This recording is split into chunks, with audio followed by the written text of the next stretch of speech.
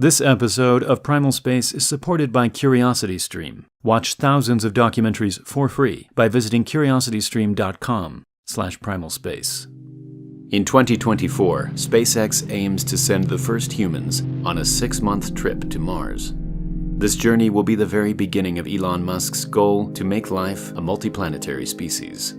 In order to achieve this, SpaceX will need to establish the first Martian base and, over time, the first Martian city. Using their Starship rocket, thousands of people will be able to travel to Mars and lay the foundation for the first human civilization outside Earth. But how will the first astronauts establish a base on Mars? And what laws will they follow? In this video, we're going to look at what it will take to build a self-sustaining city on Mars. We're also going to look at how Martians will form their own laws in order to grow the first settlements into thriving cities. When the first astronauts arrive on Mars, they will need a place to stay.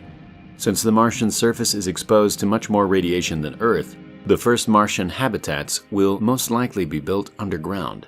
More sophisticated habitats could be built above land with a thick layer of water to absorb most of the radiation.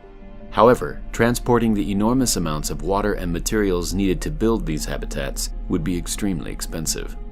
If the first Martian habitats are to grow into large cities, the settlers will need to use the local materials found on Mars. Luckily, Mars has a large amount of useful resources. The surface of the planet contains metals like iron, magnesium, and aluminum, while power could be harnessed from the sun. Oxygen is present in the planet's atmosphere, and ice buried beneath the surface could supply all the water needed. But once the Martians begin mining these materials for their own use, who owns them? In 1967, the US, UK, and the Soviet Union all signed the Outer Space Treaty. The treaty claims that no nation can claim ownership of space or a celestial body. It would therefore be the sole responsibility of the Martian settlers to establish and enforce rules. But if history tells us anything, it's that creating a new colony is anything but easy. In May 1607, 104 people set foot onto Jamestown. By January, only 38 of these original settlers were still alive. Many of these people died from disease and famine, while others passed away from toxic water and tribal warfare. If building a new settlement on Earth was tough enough, it's safe to assume that building one on a different planet will be even more difficult. To avoid conflicts over resources, the settlers might agree to establish an economy before arriving on Mars. This economy could be based either on the trade of local resources or on a brand new currency, independent of anything we have here on Earth. In order for this economy to be fair and balanced, it will need to be enforced, either by a group or a single person in charge of everything. Settlers could perhaps learn from the mistakes made on Earth to create a much better system for running a city or country.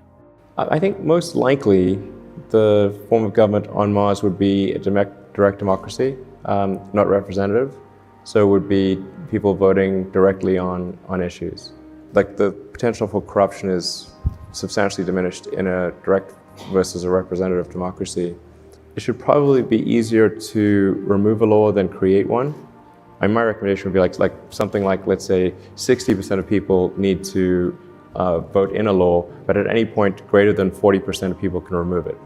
And any law should come with a built-in sunset provision. This will help to keep the laws relevant to the current advancement of the civilization. After 5 or 10 years, the Martians can vote if they want to pass a certain law or get rid of it. Another problem is the potential threat of war. The first settlers could face an extreme shortage of resources almost immediately if the systems for mining water and growing food aren't working. Even if they have enough resources, the mental struggle of being so far from home and committing to the Martian lifestyle could drive some settlers over the edge. As soon as more settlers start to arrive on Mars, they might establish different zones, countries, or continents. And without any authority to police these different places, the varying levels of advancement between civilizations could lead to chaos. These are just a few of the considerations and problems that will need to be addressed if a permanent colony is to be established. So, although Mars may not seem like the kind of place to raise your kids, just imagine the first generation of children born on Mars. To them, Mars is home. Underground habitats, dust storms, and homegrown food is all they are used to. To them, Earth is just a tiny alien world floating in the sky. If you'd like to watch more about colonizing Mars, check out this documentary on CuriosityStream, which looks at the science behind making a self-sustaining city on Mars. CuriosityStream is a streaming service with a ton of interesting documentaries covering topics like science, nature, history, and technology. CuriosityStream also has original content featuring the likes of Stephen Hawking and David Attenborough. You can watch them all for free by visiting the link below and using the code PRIMALSPACE to sign up. This will give you a month of free access to every documentary and nonfiction title from some of the world's best filmmakers. After your first free month, you can continue your subscription for just $2.99 a month. So make sure you're subscribed so you can join in the discussion as we continue to learn more about all things space. Thank you very much for watching, and I'll see you in the next video.